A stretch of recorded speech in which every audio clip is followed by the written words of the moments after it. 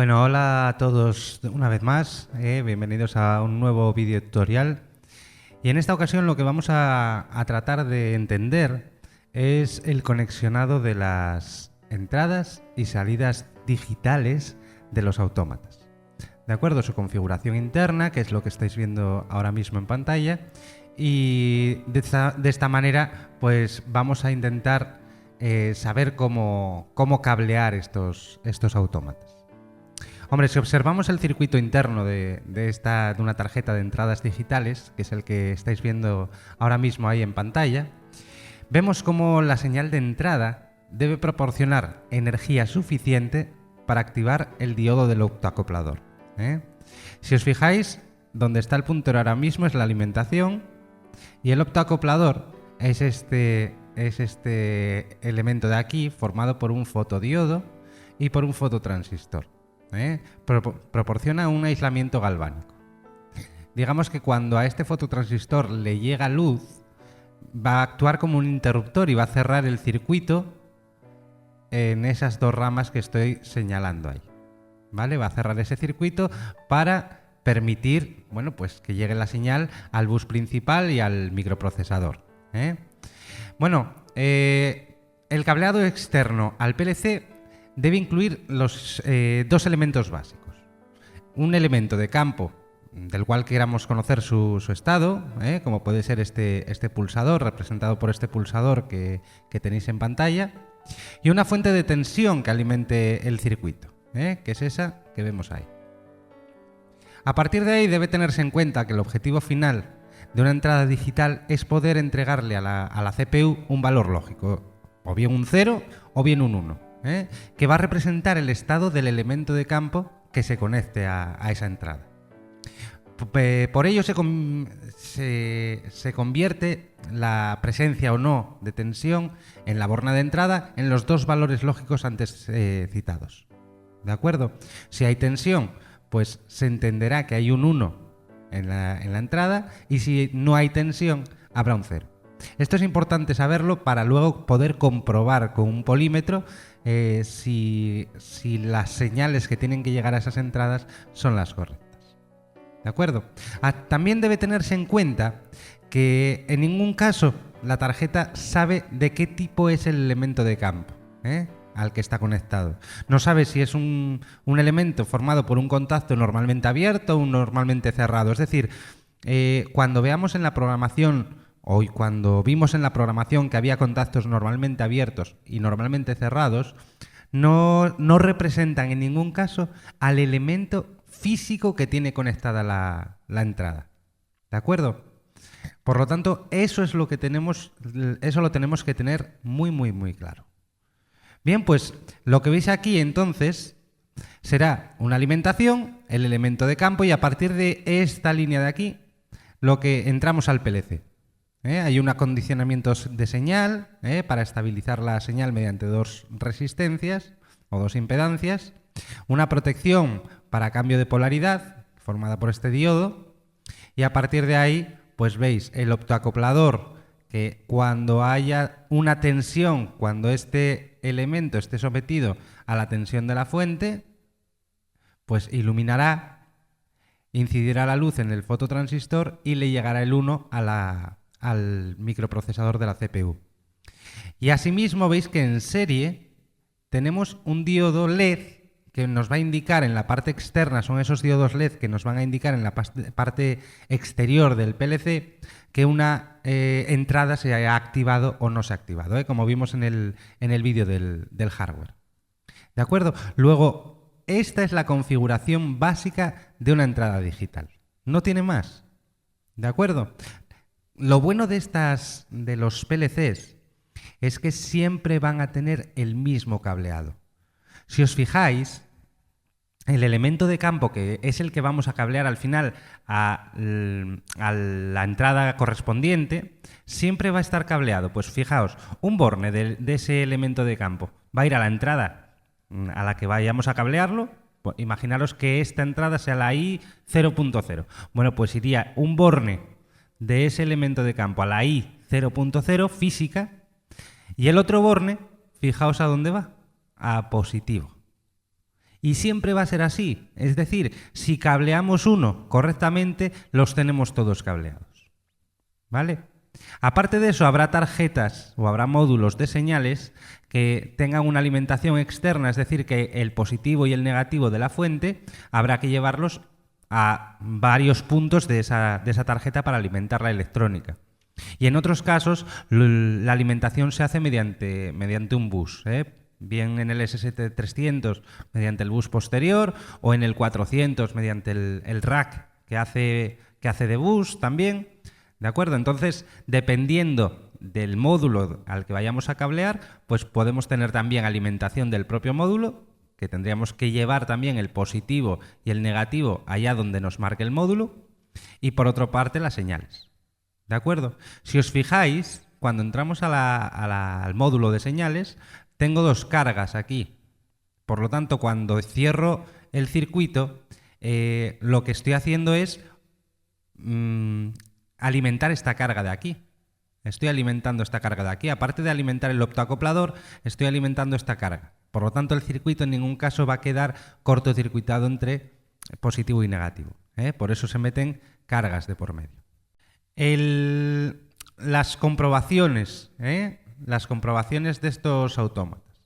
Pues fijaos que lo que me aparecen aquí son diferentes estados para dos elementos. El primero de ellos, un elemento normalmente abierto, que primero está en reposo y luego está activado. Esto nos sirve, este esquema, nos va a servir para comprobar con el polímetro las tensiones que pueden aparecer o que deben aparecer en un estado y en otro en cada uno de los dos casos. Imaginaros, tenemos un elemento normalmente abierto, que es este pulsador que veis aquí, en estado de reposo. Si yo mido entre el negativo de la tarjeta, que suele estar conectado a la masa, por eso es tan cómodo muchas veces realizar mediciones con el polímetro, porque muchas veces está conectado a la masa del cuadro. Bueno, pues si mido entre ese punto negativo y la entrada correspondiente a la que esté cableado ese elemento de campo, tendría que marcarme 0 voltios, ya que la continuidad del circuito va por dentro. Aunque aquí solo se represente el optoacoplador y la indicación, recordar que había unas cargas de por medio y un diodo. Por lo tanto, las tensiones en uno y otro punto son iguales. La diferencia de potencial, por lo tanto, 0 voltios. Sin embargo, cuando activamos el elemento exterior, cuando cerramos el pulsador o el contacto eléctrico, entre ambos puntos, fijaos que este punto de aquí es el negativo de la fuente y este punto de aquí, ahora sí, como es solo cable, es el positivo de la fuente. Si la fuente es de 24 voltios, pues entre un punto y el otro, entre el negativo y la entrada correspondiente, debe haber en ese momento 24 voltios. Y veremos cómo la indicación de la entrada se enciende. ¿De acuerdo?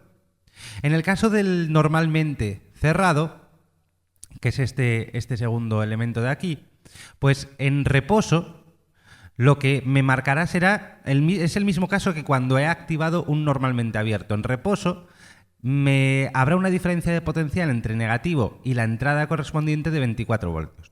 Por lo mismo que acabo de explicar cuando habíamos activado un elemento normalmente abierto.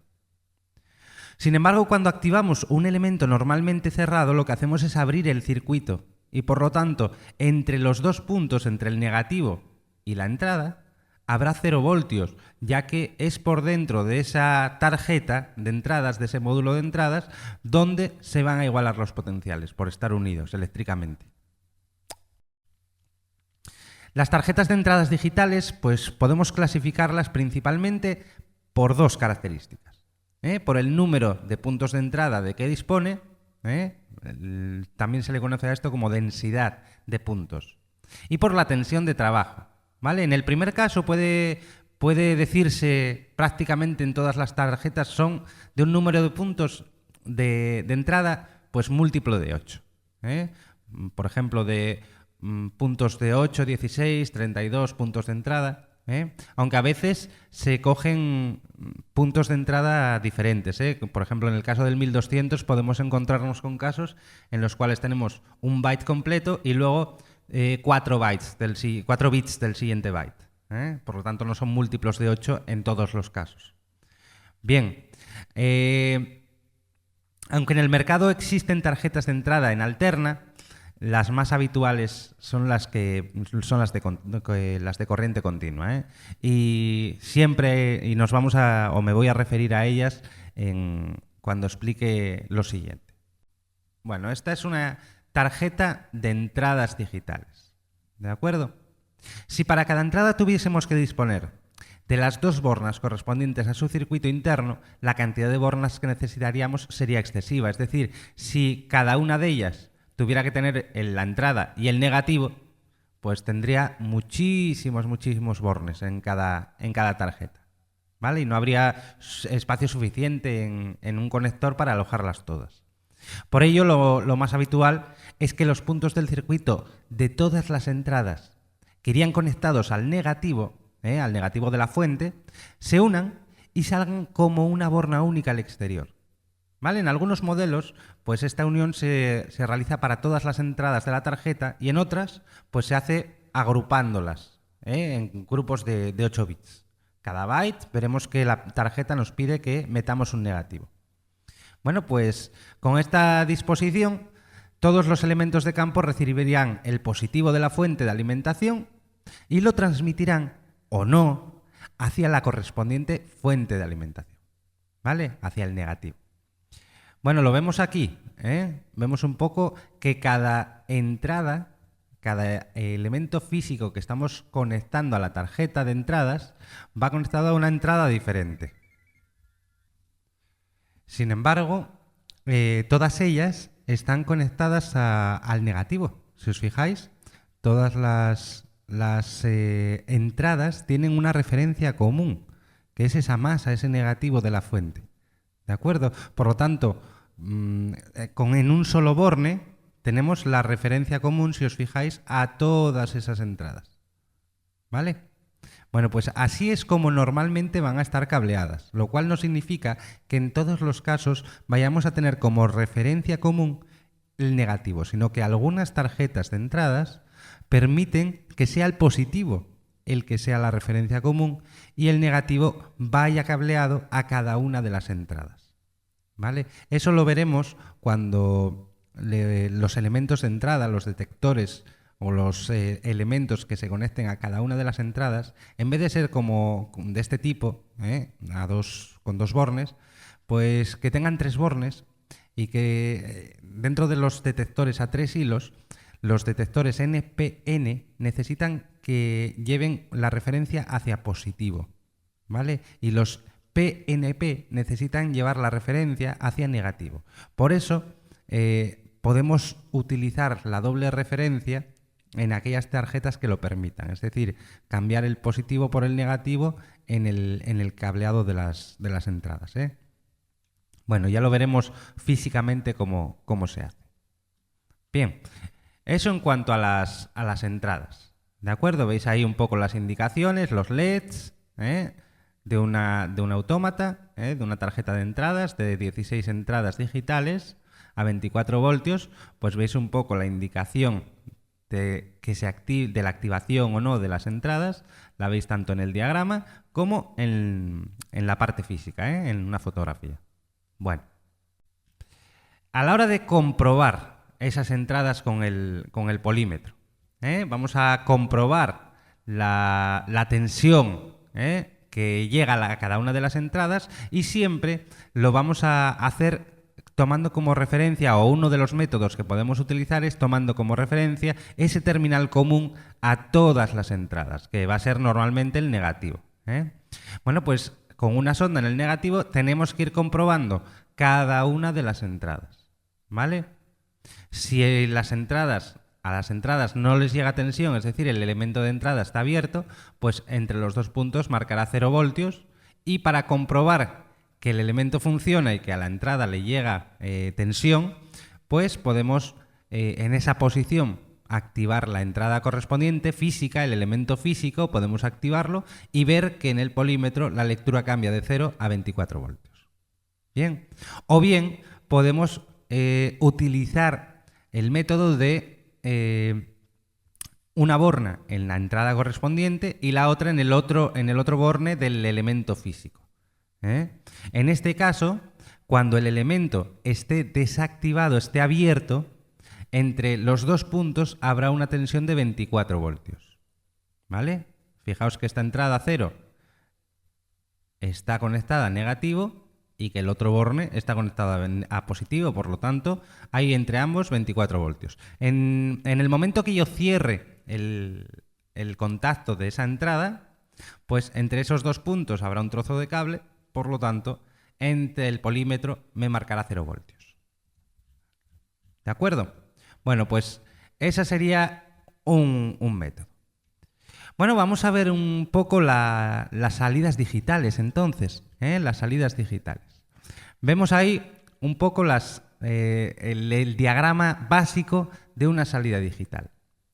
Vemos que la CPU se va a encargar de abrir o cerrar un circuito eléctrico, ¿vale? Este contacto pues puede ser, dependiendo del tipo de módulo, puede ser a relé, puede ser el contacto de un relé, puede ser el contacto de un transistor, de un triac, dependiendo del tipo de módulo de salidas que se esté utilizando. No obstante, lo que va a hacer es abrir o cerrar este contacto eléctrico para activar el circuito de la salida de campo que queramos alimentar. Bien. Dependiendo del método que se emplee en la tarjeta para implementar dicho contacto, nos encontraremos con esos tres tipos de tarjetas de salida. Salidas en continua, como veis ahí, el contacto se va a realizar por medio de un transistor, por lo que la tensión y las polaridades de alimentaciones están predeterminadas, no valen para alterna. Para alterna tendríamos las salidas en alterna, que sería este tipo de aquí, que el contacto se realiza por medio de un triac.